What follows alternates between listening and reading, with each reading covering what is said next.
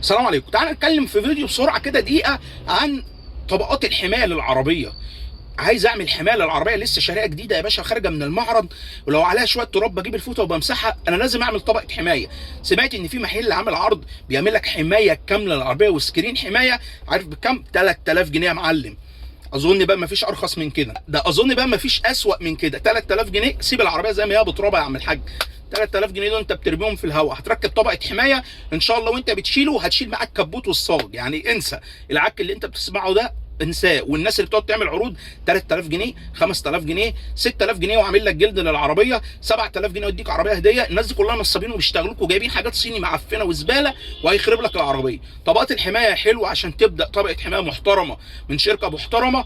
50000 جنيه 50000 جنيه عشان تعمل طبقه حمايه محترمه. هتقول لي 50000 جنيه يا عم، ده انا بدفع الاقساط بالعافيه. هقول لك ما تعملش، ما هو انت بتدفع الاقساط بالعافيه، يعني انت جايب عربيه عشان تشتغل بيها او عشان استخدام شخصي على قد اللي معاك بالظبط، فخلاص انت مش بتاع طبقه حمايه. انت جايب عربيه ب 600000 يا عم الحاج، حافظ عليها عشان الناس دي هي مش احنا، بيخاطبوا فئه ثانيه. الناس بتوعنا احنا الغلابه اللي بنجيب عربيات اقصى حاجه ال 600 ونقعد نقسط، مش بتوع طبقات الحمايه والكلام ده.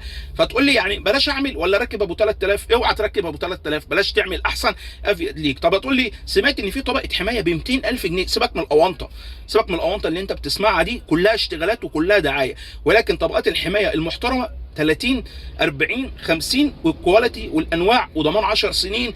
وانا ما برشحش حد لان انا ما اثقش في حد، وما برشحش اي حد عشان اخد نسبه والكلام ده. انا بعرفك الصح ايه وانت تعمله. اما الكلام اللي هو ابو 2003 خد عربيه هديه، اوعى تقرب منه. ما تنساش تصلي على الرسول في الكومنتات. السلام عليكم.